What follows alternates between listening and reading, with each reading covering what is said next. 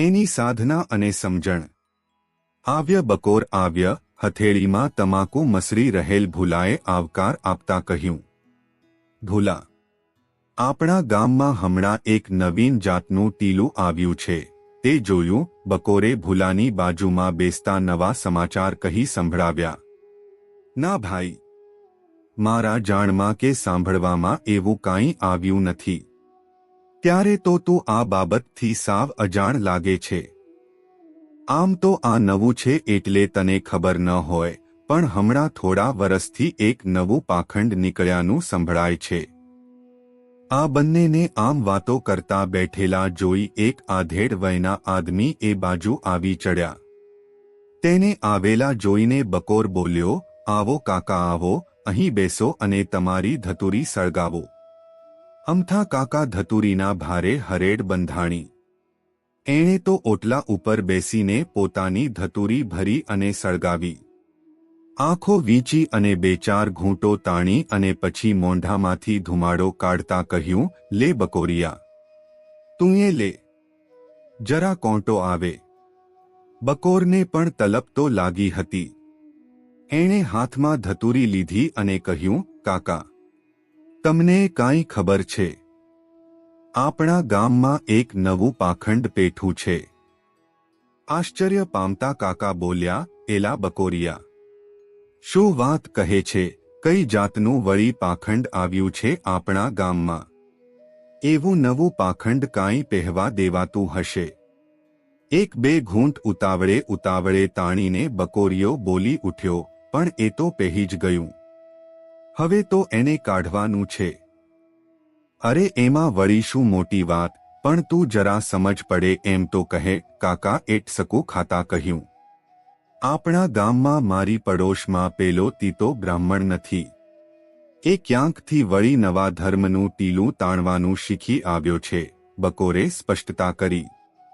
અત્યાર સુધી શાંત બેઠેલો ભૂલો બોલી ઉઠ્યો, એ વળી કેવી રીતનું ટીલું છે બકોરભાઈ? આડું, ઊભું કે લાલ પીળું? એમાં વળી કહેવાનું શું હોય? તમને નજરોંજર જ બતાવી દઉં પછી છે કાંઈ વાંધો? બકોર આમ હિંમતથી અને છાતી ઠોકીને બોલ્યો, કારણ કે તેણે દૂરથી એ તરફ ચાલ્યા આવતા તીતા બ્રાહ્મણને જોયો હતો. સ્વચ્છ ધોયેલ ધોતી અને ઉપર બંડી પહેરીને હાથમાં માળા સાથે તીતો બ્રાહ્મણ નજીક આવી પહોંચ્યો. બકોરે એ તરફ ધ્યાન દોરતા કહ્યું, લો જુઓ કાકા, આપણે જેની વાત કરીએ છીએ એ તીતો આપણી સામે જ ચાલ્યો આવે છે. એના કપાળમાં અને ગળામાં તમને કાંઈક નવું જ જોવા મળશે.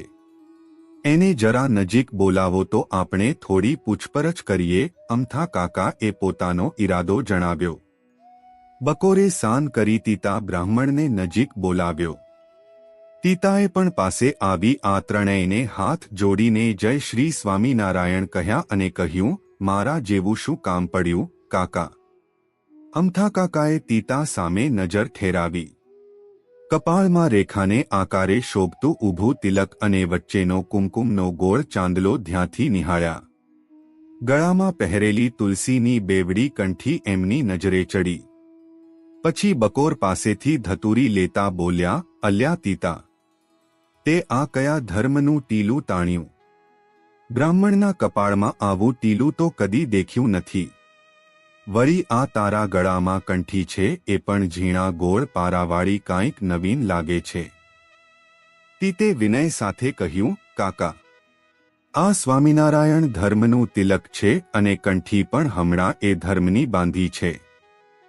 અલ્યા તીતા, તું એમાં ક્યાં ભેખડે ભરાણો? એ તો આપણા જાનકીદાસ બાપુ કહે છે એમ નવું પાખંડ છે. બકોરે વાતનો દોર પોતા પ્રત્યે તાણતા કહ્યું, હા, સ્વામિનારાયણ જાદુગરા છે, એમણે બાબરો ભૂત વશ કર્યો છે, એવું તો મેં પણ સાંભળ્યું છે. અમથા કાકાએ પોતાની સ્મૃતિ સતેજ કરતાને ધતુરીની બેક ઘૂંટો ખેંચતા જણાવ્યું, કાકા, તમે કહો છો એમ હું પણ આ ધર્મ વિશે બારોબાર સાંભળીને એને પાખંડ માનતો હતો, પણ અમારા સંબંધીને ત્યાં આ ધર્મના એક મહાનુભાવાનંદ નામના સંતને જોયા. પાસે તો નહોતું જાવું પણ એમની વાત દૂરથી સાંભળી. મને બહુ મજા આવી. તેથી સૌની સાથે હું ત્યાં બેસી ગયો. શાંત સ્વભાવ અને ગંગાના પ્રવાહ જેવી વાણીમાં એ સંત સદાચાર ધર્મ વિશે એવું કહેતા હતા કે મને તો ત્યાંથી ખસવાનું મન જ ન થયું. હું એકાદ દિવસ ત્યાં વધુ રોકાયો અને તેમનો સમાગમ કર્યો. પછી તો મારો આત્માએ રંગાઈ ગયો અને હું એનો આશ્રિત થયો. તું તો સાવ ભોળો, તેમની પાસે જવાતું હશે. એની વાત સાંભળી એ જ તે મોટી ભૂલ કરી, બકોરે વચ્ચે ટકોર કરી. એ ભૂલ ન હતી, એથી તો મારી ભૂલો સુધરી. મને તો મોટો લાભ થયો. હૃદયમાં ટાઢું થયું. મારા ધર્મનિષ્ઠ વૃદ્ધ દાદા કંઈક આવું જ કહેતા એ યાદ આવ્યું. સંતની વાતમાં મને ઘણું સમજવાનું મળ્યું. અમારા બ્રાહ્મણના જેવો ઉજળો ધર્મ પાળવાનું એ કહેતા હતા. સવારે વહેલા ઉઠવું, નહાવું, ધોવું, ભગવાનની પૂજા કરવી, નીતિથી રહેવું, આ બધું મને ખૂબ ગમ્યું. મને પોતાના ધર્મમાં ભેળવી દેવા એણે કોઈ આગ્રહ ન કર્યો, પણ મેં જ સામેથી એ ધર્મમાં ભળવા અને કંઠી બાંધવા આગ્રહ કર્યો. એમણે કંઠી બાંધી વર્તમાન ધરાવ્યા અને પવિત્રપણે રહી ધર્મના નિયમ પાળવાનું કહ્યું. પિતા, તું ભલે ને આ બધું કહે, પણ આપણા ગુરુ જાનકીદાસ તારા આ નવા ધર્મની વગોવણી કરતા કહે છે એમ એ અસલ જૂનો ધર્મ તો નહીં ને? એક તો એ નવો ધર્મ, વળી એના નિયમ આકરા, એટલે એને કોણ પાળે? લોકોને ભરમાવવા તો સ્વામિનારાયણ નવા નવા ચમત્કાર દેખાડે છે.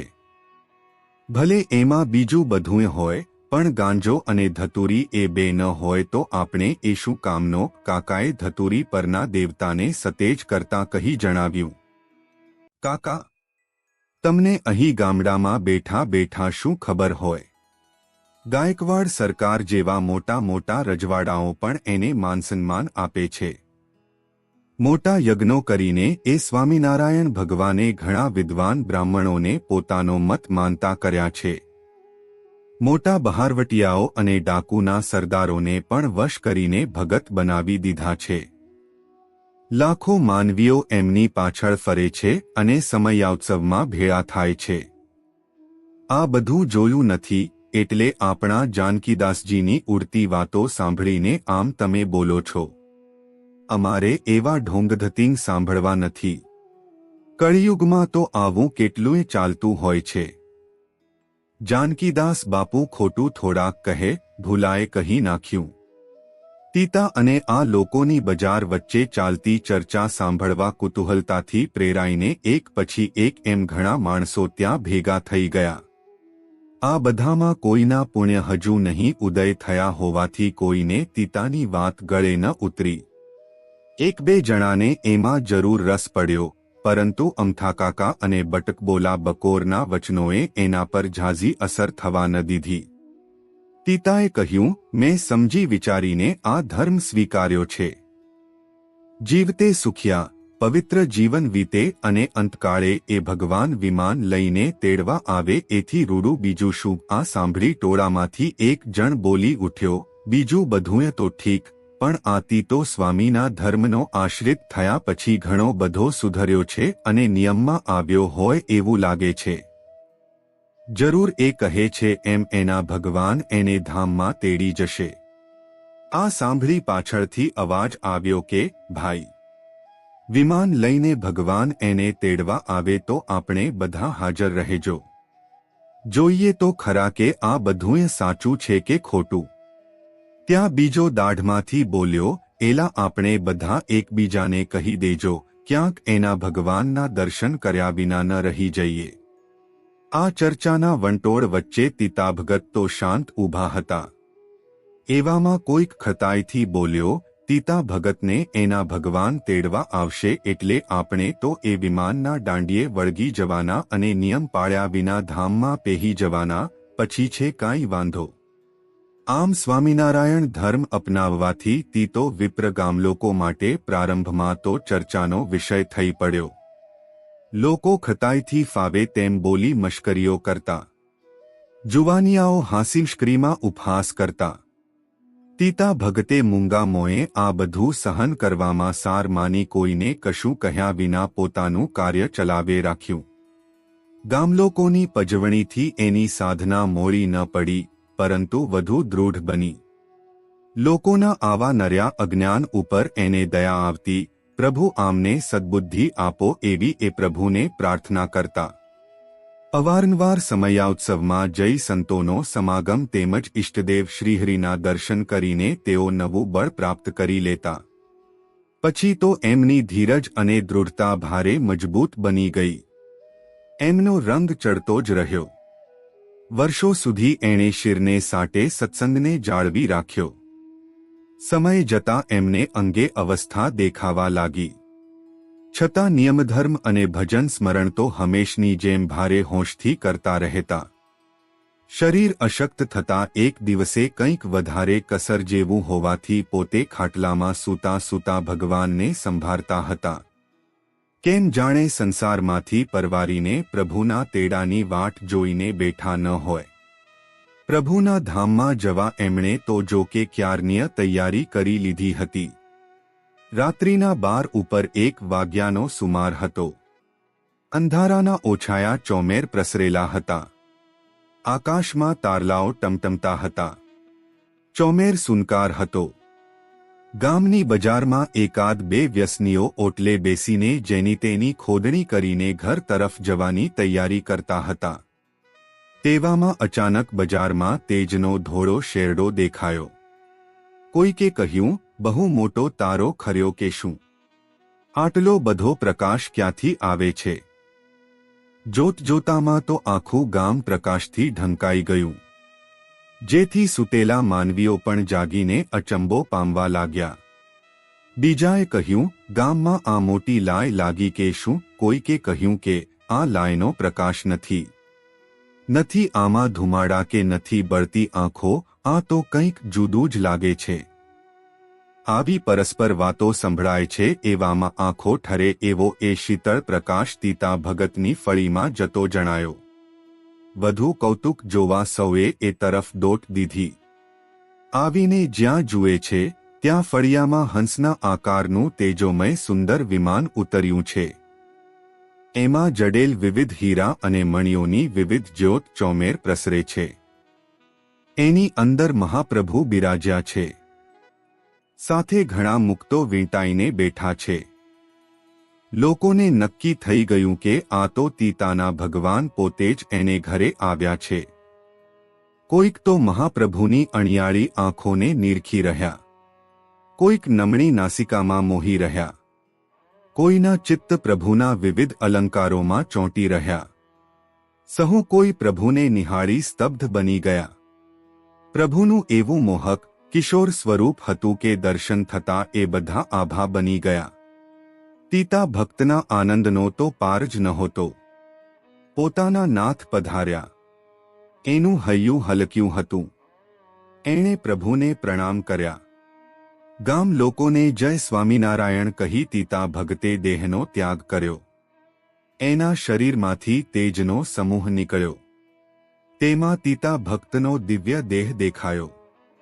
એણે ફરીથી પ્રભુને પ્રણામ કર્યા. મુક્તોને નમન કરી એણે બેઠક લીધી.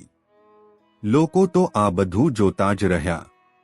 એવામાં મંગળ ધ્વનિ સંભળાયો, ચાલો જેને વિમાનમાં આવવું હોય એ તૈયાર થઈ જા. આ સાંભળતા સૌ એકબીજાના મોં સામે જોવા લાગ્યા, પણ સાથે જવા કોઈની હિંમત ચાલી નહીં. એવામાં વિમાન આકાશ માર્ગે જતું દેખાયું. પ્રકાશનો પુંજ ગયા પછી પાછા અંધારાના ઓળા પથરાઈ ગયા. લોકોની આજે ખરેખર આંતરિક તેમજ બાહ્ય ઊંઘ ઉડી ગઈ હોય એમ જણાયું. હવે એમને પસ્તાવો થવા લાગ્યો. ઘણાને તો પોતે કરેલ ખતાઈ યાદ આવતી હોવાથી શરમ થતી હતી. કોઈ કહેતું હતું કે તીતાના ભગવાને અમારા ઘર ઉપર થઈ વિમાન ચલાવ્યું હતું, તો કોઈ કહે કે એ ગયું ત્યારે અમારા ઘર પર પ્રકાશનો શેરડો પડતો ગયો હતો. સમજુ વર્ગને એમ થયું કે તીતા જેવો ભક્ત આપણા ગામમાં થયો, પણ આપણે એને ઓળખી ન શક્યા. જાનકીદાસે તો આ નજરોંજર નિહાળ્યું હતું. વળી બકોર પણ એની સાથે હતો. એ બંનેની તો બોબડી જ હવે સાવ સિવાઈ ગઈ હતી. અમથા કાકા પણ લાકડીને ટેકે ઘર તરફ જતા હતા. એને પણ આવડી ઉંમરે પસ્તાવાનો કોઈ પાર નહોતો. સૌને તીતા વિપ્રની ધીરજ અને એનું આવું પવિત્ર વર્તન, વિનય અને વિવેક સતત યાદ આવતા હતા. તીતાને ભગવાનનું વિમાન લઈને તેડવા આવવું અને વિમાનમાં બેસીને તીતા ભગતનું ધામમાં જવું, એ દૃશ્ય સૌની આંખ સામે તરવરતું હતું. આ પછી ઢંઢાવ્ય દેશમાં આવેલા આ નારદીપુર ગામમાં સત્સંગના પગરણ મંડાયાને ભગવાન શ્રી સ્વામિનારાયણના નામનો નાદ ગુંજતો થયો. આજે તો આ ગામમાં રમણીય મંદિર છે અને ઘણા હરિભક્તો ભાવથી ભગવાનનું ભજન સ્મરણ કરી તીતા ભગતની એ સાધના અને નિષ્ઠાને શોભાવી રહ્યા છે. જય શ્રી સ્વામિનારાયણ.